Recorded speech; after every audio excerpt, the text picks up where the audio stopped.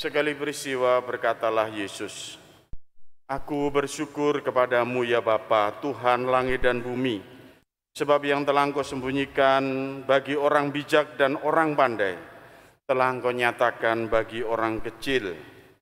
Ya Bapa, itulah yang berkenan kepadamu. Semua telah diserahkan kepadaku oleh Bapakku, dan tidak seorang pun mengenal Putra selain Bapa, dan tidak seorang pun mengenal Bapa selain Putra, serta orang-orang yang kepadanya Putra itu berkenan menyatakan Bapanya. Marilah kepadaku kamu semua yang letih lesu dan berbeban berat, aku akan memberikan kelegaan kepadamu. Pikulah gandar yang aku pasang dan belajarlah kepadaku, karena aku ini lemah lembut dan rendah hati, dan jiwamu akan mendapat ketenangan. Sebab gandar yang aku pasang itu menyenangkan, dan bebanku pun ringan." Demikianlah sabda Tuhan. Terpujilah Kristus.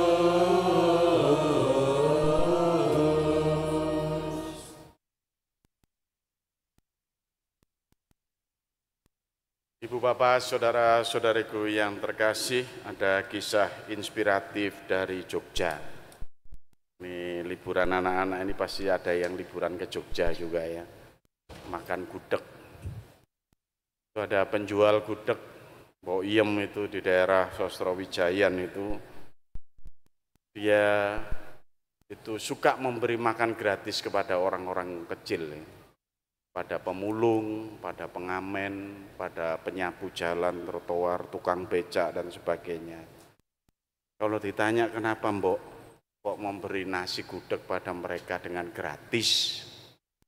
Boyem ini jawab, "Kula niki tiyang boten gadah, kula niki tiyang alit, boten gadah yatra, sagetipun caos sekul sepincuk mawon." Saya terjemahkan.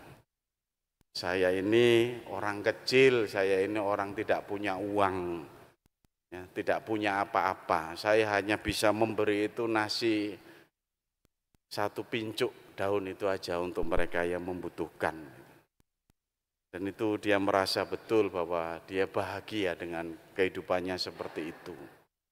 Nah, Bapak, saudara-saudari yang terkasih, saya kira kebaikan-kebaikan hati itu tidak hanya dimiliki orang-orang kecil ya. Meskipun Yesus juga menekankan engkau nyatakan bagi orang kecil. Tapi kita bisa melihat bahwa kebaikan hati Tuhan yang dinyatakan melalui kehadiran orang-orang bagi siapapun itu ya. Kita bisa melihat banyak orang itu baik hati. Ada orang dari orang-orang kecil juga, orang yang berada juga, orang kaya juga, orang berpangkat juga, tidak pandang bulu juga agamanya apa, etnisnya apa, dari suku apa dan sebagainya itu. Ada saja orang peduli dalam kehidupannya. Peduli kepada kehidupan ini seluruhnya, ada yang peduli kepada manusia yang berkesusahan, ada yang peduli pada mereka yang cacat dan berkebutuhan khusus ya. Ada yang peduli kepada lingkungannya, peduli pada tanaman-tanaman, ada yang peduli tentang alam semesta ini pada hewan-hewan liar, ada yang peduli atas segala kehidupan ini. Banyak orang. Dan kalau kita bisa melihat mereka berkorban untuk itu semua, bukan apa-apa, karena mereka juga merasakan adanya kebahagiaan batin yang melebihi dari segala hal sebagai sebuah kebahagiaan materi atau kebahagiaan yang lain. Yang terus dijalani, terus diikuti dengan rendah hati dan tak perlu viral. Dijalani saja dan merasakan ada sesuatu yang lebih rohani dirasakan dalam kebahagiaan itu. Kita bisa melihat itu yang dimaksudkan oleh Tuhan Yesus. Ibu bapak, saudara-saudari yang terkasih, "Aku bersyukur kepadamu Bapa, Tuhan langit dan bumi, sebab telah Engkau sembunyikan bagi orang bijak dan orang pandai, dan Kau nyatakan bagi orang kecil." Orang kecil di sini bukan berarti orang yang tidak punya apa-apa, tapi orang yang sungguh merasakan kehidupannya bagian dari Tuhan. Ya. Orang yang merasakan sungguh berpasrah, sungguh melihat kehidupannya ini juga tergantung dari Tuhan sendiri, seperti dia juga memberi makan kepada yang lain. Ada orang yang bisa tergantung terus-menerus itu. Kalau Anda hidup di kampung-kampung itu ada pengemis langganan. Saya dulu di rumah juga begitu. Ngemis setiap hari ya orang-orang itu aja. Tapi ibu itu tahu, ini langganan, pasti sudah nyediakan uang. Ya, enggak ngitung-ngitung. Sama. Dia merasakan sungguh bahwa ya, kehidupan ini kita itu berbagi dan menjadi saluran berkat Tuhan, maka dia juga akan dihidupi oleh Tuhan. Nah, Bapak, saudara-saudari yang terkasih, disitulah lalu terasa sekali bagaimana kehidupan bersama Allah itu mengalir, dan lalu siapapun yang dipilih, dikatakan orang-orang yang berkenan kepadanya itu lalu kemudian digambarkan sebagai bagian dari kehadiran Tuhan dan bagian dari tangan Tuhan sendiri yang nyata, bahkan menjadi saluran berkat bagi seluruh makhluk di alam semesta ini. Bukan hanya orang yang membutuhkan, tapi makhluk siapapun, hewan, tanaman dan sebagainya. Dan banyak kita melihat contoh-contoh dalam kehidupan kita orang-orang yang semacam ini. Tapi mengapa ya kita sendiri kadang-kadang tidak terbuka dengan hal-hal tersebut, dan kita itu lalu sibuk dengan segala hal yang dalam konteks dunia milenial ini. Tantangannya demikian. Anda dan saya ini hidup selalu saja dikompa, terus-menerus dicekoi lewat medsos, lewat ilmu-ilmu dan sebagainya, ya, untuk bersaing. Kita ini terus-menerus dibuat untuk terus dalam kompetisi. Mulai TK saja sudah diajari kompetisi. Jangan mau kalah sama temenmu. Sampai cari istri suami, jangan kalah sama temenmu. Cari apapun, jangan kalah dengan temenmu. Ya, nasihat satu sisi benar. Tapi kalau itu dipukul rata untuk semua kehidupan, jadi salah gitu. Sehingga lalu memandang kehidupannya itu tidak akan pernah cukup gitu. Bapak Ibu saudara-saudara yang terkasih. Sering saya itu melihat orang, syukur ya Pak, Bapak ini dulu naik motor, sekarang naik mobil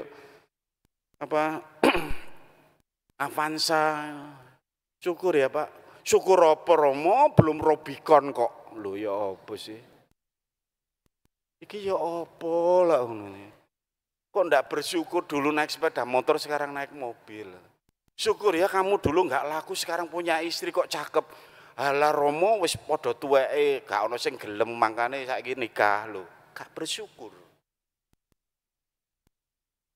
Karena memandang itu, selalu saja semuanya itu kompetitif.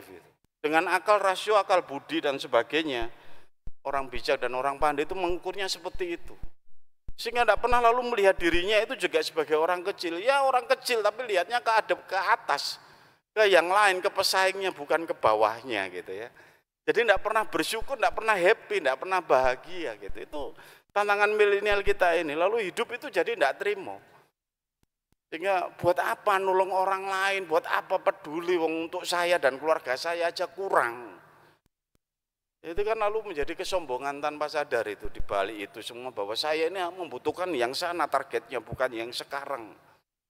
Kok tidak ada yang target ya, rumah masa depan, keputih itu kok tidak ada.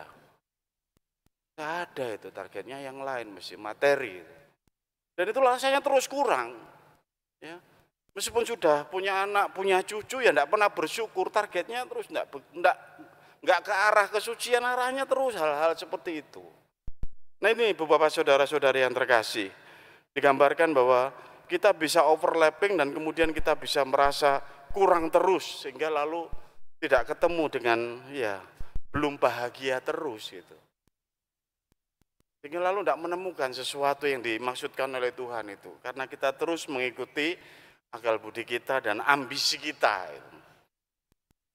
Ekstrim lagi, bahayanya lebih parah lagi, ambisi itu dibawa ke gereja. Jadi ngukur gereja itu menurut akal budinya masing-masing. Sing manajemen keuangan, gereja itu kudu ngene. Sing sosiolog, gereja kudu ngene. Ya, sing usahawan, gereja itu harusnya gini. Loh, ini gereja milik siapa? Ini milik Tuhan loh. Kok ukur dengan ukuran akal budimu itu bagaimana? Ini kan kesombongan yang rohani yang luar biasa berbalik. Tantangan milenial kita ini.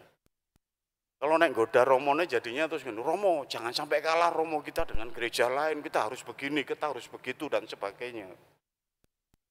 Godaan iblis itu seperti itu. Persaingan yang tidak perlu. Karena ini jalan keselamatan.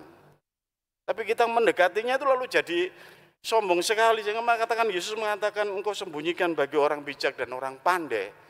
Lalu kalau tidak sesuai dengan ilmunya, tidak sesuai dengan minat-minat dan ambisinya, mutung dari gereja. Mutung dari apa yang ditentukan oleh gereja. Ya over jadinya, kacau. Nah Bapak Ibu Saudara-saudari yang terkasih, minggu ini kita dipanggil untuk kembali bahwa belajar dari Tuhan Yesus yang rendah hati gitu ya. Bahwa semua itu berasal dari Allah. Saya mengatakan Tuhan itu melebihi segala sesuatu.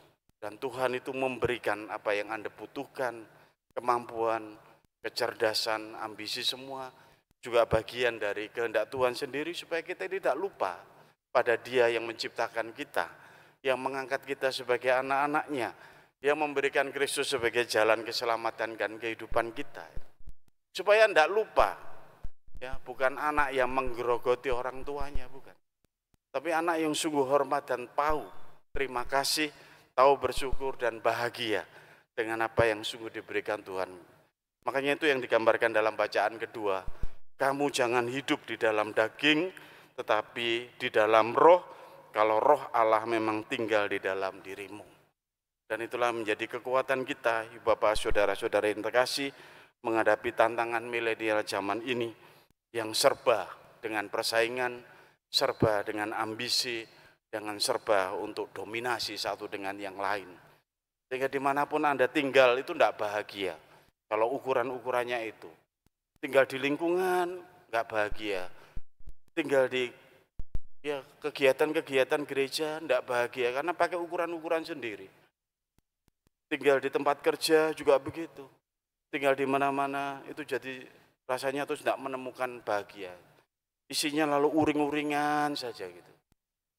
Saya menyapa Anda yang hadir misa ini, yang hari-hari ini mungkin Anda lagi ambisi betul dengan sesuatu hal, sampai melupakan keluarga Anda, sampai melupakan kehidupan rohani Anda. Anda yang lagi terus mengejar sesuatu, sampai lupa siapa Anda sesungguhnya. Anda dipanggil kembali untuk sungguh menjadi orang yang rendah hati, belajar kepada Kristus sendiri, dan merasakan sungguh tuntunannya. Mau dibawa kemana, mengalir bersama Tuhan sendiri, dan berani berpasrah. Melepas hal-hal yang mungkin menjadikan hidup Anda berat. Semoga Bapak Ibu Saudara-saudari yang terkasih, kita kembali disadarkan untuk berani rendah hati, merasakan kekuatan kasih. Rendah hati itu ditemukan di mana? Ya, merasakan kasih. Ya, cinta keluarga, anak dengan orang tua dengan anak, saling menghormati dan menghargai ya, dalam kehidupan dengan sesama kita dan masyarakat kita, lalu menjadi peka dengan hal-hal yang apa yang dalam kehidupan ini yang membutuhkan sayang. Coba kita perhatikan sekeliling kita, semoga Anda dipanggil dengan rendah hati, kerendahan hatian Anda menjadi tangan-tangan nyata Tuhan. Menjadi penyalur berkat-Nya, tidak memikirkan diri sendiri. Berkat Tuhan menyertai kita semua.